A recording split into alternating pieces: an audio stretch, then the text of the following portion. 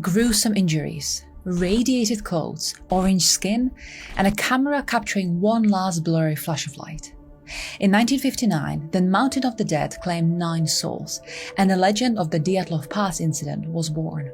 However, according to the Russian officials, the case has now been marked as solved and closed. But what if the truth lies elsewhere, and there is still more to be discovered? Let's dive in.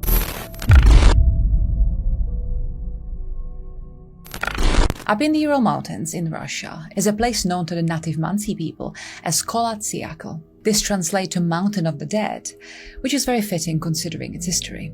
And there's this one particular incident that has made headlines all over the world over the last 60 years. And since it has been labeled as one of the world's greatest mysteries. But the official records now say that this puzzle has been solved. There are many inconsistencies that keep reappearing though, and so it seems that his so-called official explanation is nothing but a cover-up for something much bigger the Russians don't want us to know about. So, what could it be? And will we ever get to the bottom of this world's most haunting mystery?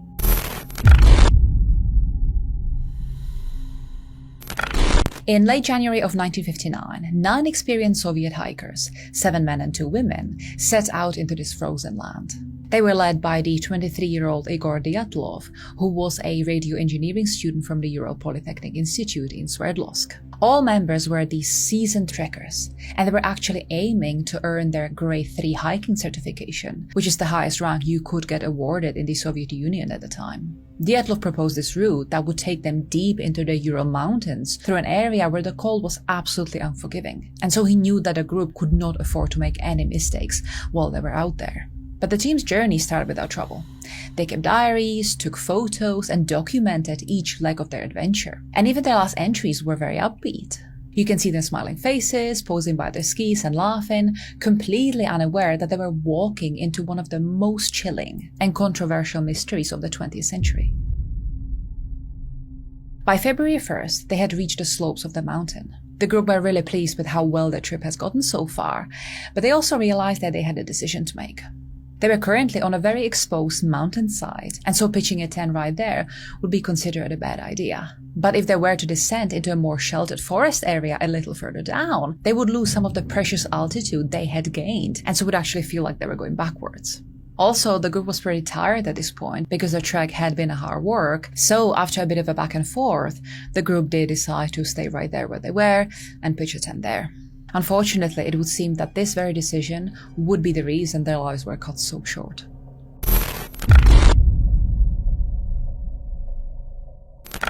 When the group failed to return, a search party was launched. But what the rescuers would find would spark decades of speculation, scientific inquiry, conspiracy theories, and pure horror. The search began on February 20th, almost 3 weeks after the hikers were due back. And it was actually students and teachers from the Ural Polytechnic who first pressed the government to act. So it was really their joint efforts that forced the military and volunteer rescue teams into action, hoping of having a chance of finding that missing expedition. On February 26th, searchers spotted a partially buried tent protruding from a slope on the mountain, and what they found chilled them. The tent was cut open from within, with multiple slashes that cut through the thick canvas. It seemed like it had been slashed in panic, almost as if the hikers were trying to escape something quickly. Their boots, gear, and food were still left behind, as if they had no time to pack or even dress. The searchers quickly found footprints leading away from the tent, and many of these were barefoot, and only a couple were indicating that they were either wearing a sock or even just one shoe. But these tracks, which were still clearly visible in the frozen snow, showed no signs of struggle. There were no signs of wild animals, it was just these 9 pairs of footprints leading away from the camp. But this makes no sense. The way the tent had been left behind suggested that the group tried getting away from something in a panic, but then once they were out, they suddenly calmed down and just walked away. These footprints stretched downhill into the forest before vanishing beneath the snow. And then, a kilometer away, at the edge of a tree line, the first 2 bodies were found, near the remains of a fire. And these were Yuri Krivoshenko and Yuri Doroshenko. Both men were stripped to their underwear, and they were found lying under a cedar tree. Branches above them had been broken, suggesting someone tried either climbing in a panic or were looking for something. And their hands were badly burned, most likely by staying too close to the fire they had made. It was ruled that both men died of hypothermia, which could explain why they were not wearing any clothes. This is usually referred to as paradoxical undressing, and people have been observed to remove their clothes because they actually feel too hot rather than cold when the temperature drops too low. And this of course would speed the rate at which you lose heat, and ultimately it can lead to your death. After this sad discovery, 3 more bodies were found. Not too far away, rescuers found the body of Igor Dyatlov lying on his back with his fists clenched, facing forward the tent. Zina Komolgorova was further up the slope, her body twisted as though she crawled uphill through the snow. And Rostom Slobodin lay nearby, face down. He had a fractured skull, but oddly enough, this injury wasn't fatal. Instead, he, just like the others, too froze to death. But then came the final and most gruesome discovery. 2 months later, after the snow melted down enough to reveal the edge of the ravine, the remaining 4 hikers were finally located. Ludmila Dubinina, Semyon Zolotaryov, Alexander Kolevatov, and Nikolai Thibeaux-Reynolds were all found in a snow-filled ravine, and it would be their bodies that showed the most severe damage. Interestingly though, they were better dressed than the others. They were wearing the clothes of their dead companions, suggesting some survived longer and tried to adapt. It is even believed that they built this den out of old clothes and branches so that they could have been kept out of the cold snow. But ultimately, even these trekkers would not escape their death. And their injuries were the most horrific. Thibeaux-Reynolds had a smashed skull, massive internal bleeding, but no external wounds. Zolotaryov and Dubinina had broken ribs, and Dubinina's chest was described as crushed. Her tongue was gone, her eyes were missing, and parts of her lips were torn away. The autopsy claimed it happened after death, but some aren't so sure. Zolotaryov was found clutching a pen and notebook, but those pages were completely empty. Kolevatov, the last, had neck trauma and facial deformation. The bodies had orange-tinted skin, and even traces of radiation were found on their clothing.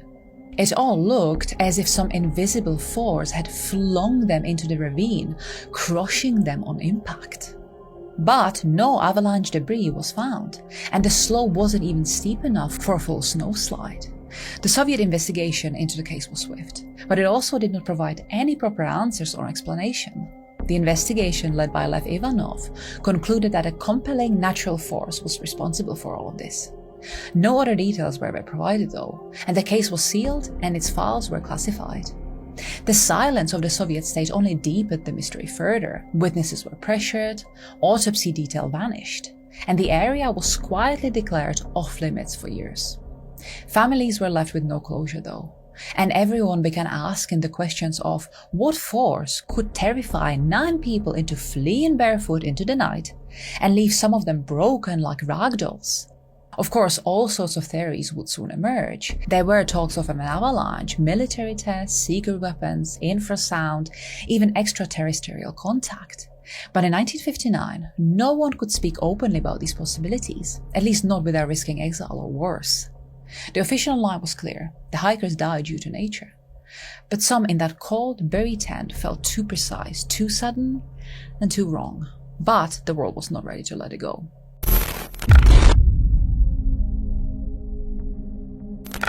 The Dyatlov Pass incident has become one of the most dissected mysteries in modern history. For decades, people have combed through autopsy reports, diaries, photographs, and even laid their hands on highly declassified documents.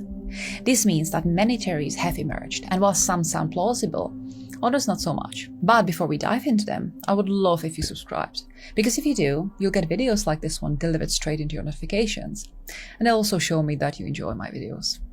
One of the most widely accepted scientific explanations is that an avalanche drove the group from their tent, which incidentally is what the Russians labeled it as the official cause. Now, it might explain the panic, the rushed escape, and even some of the crushing injuries suffered by a few of the hikers. But then on the other hand, some of the more disturbing injuries could not have been caused by an avalanche. Critics also point out to several other problems. First, no avalanche debris was ever found. The slope of the mountain was also not steep enough for a classic slide to happen. And then you also have to remember that the tent was partially still standing, which absolutely would not have happened if the avalanche did cause all of this. And most importantly, the footprint trail was still undisturbed, which again, if avalanche did strike, it would have completely obliterated it. And then what about the radiation traces? There must have been a clear source for this, but there's no mention of this anywhere. A 2021 study from Swiss researchers, inspired by the simulations used in Disney's Frozen, proposed a new type of avalanche, and this was supposed to be a delayed slab avalanche caused by snow loading and weak layering. Now, this could explain the crushing injuries without external wounds, but even that doesn't explain the strange behavior of the hikers. Why would they have the need to run so far, so poorly clothed? And then they wouldn't return when the danger had passed? And what about their orange skin? This again would not happen on its own, so what caused it? I think we can agree that if avalanche did happen, and it mysteriously did not leave any traces behind, it definitely did not manage to kill all of the hikers.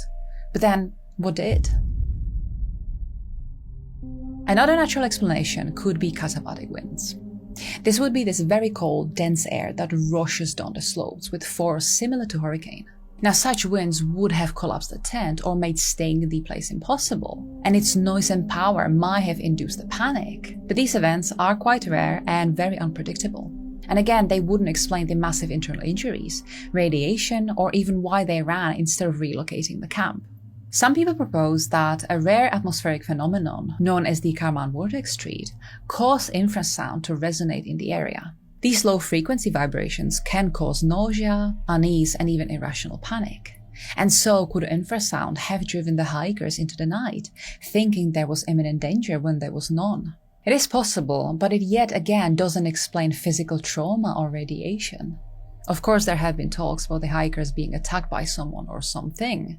The local indigenous Mansi people were initially suspected of this because the hikers were actually trespassing on their sacred land. But there was no evidence of struggle or weapons. In fact, the Mansi helped in the search, and so this theory had largely been dismissed.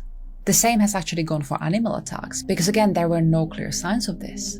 And animals don't cause internal injuries without visible trauma, nor would it explain why the group left in such a coordinated way. And also, what about the radiation? There was even this one theory proposed by Igor Povetkin, who examined the case, and he said that the group could have been run over by a snowmobile. This would explain some of the more violent injuries. But again, it is not completely foolproof, and it would not take into consideration the radiation and the orange skin. There's this other theory that persisted for decades, and that is the possibility that the group stumbled upon some secret Soviet weapons tests, such as parachute mines, radiation experiments, or chemical dispersal. The injuries would be consistent with blast trauma, and the area was near missile test zones. And more importantly, it would even provide a clear link to the radiation traces that have been found. And the Soviet secrecy only fuels this theory further. Files were dismissed, witnesses were silenced, strange lights in the sky were reported in the region around the same time. So it could be that the hikers were caught in the deadly accident, and it could have been later covered up. Personally, this sounds like the most plausible of the events, before delving into the paranormal territory. And speaking of, some believe the hikers saw or encountered something otherworldly. UFO sightings were reported nearby, and the last photograph is this blurred image that some interpret as this bright object in the sky. Others suggest supernatural causes like a yeti or something more ancient and hostile. And these would of course support the radioactive elements, scorched trees, and the grisly injuries. But the evidence is too ambiguous, and also it is easily twisted. So while chilling, these theories are built on more fear than fact, and without clear evidence, these will most likely never be taken too seriously, at least not by the majority of people. Every explanation has holes. Nature, madness, science, or secrets. Each could explain part of what happened, but none can really explain everything. And that's the heart of the Dyatlov mystery. It just keeps resisting closure.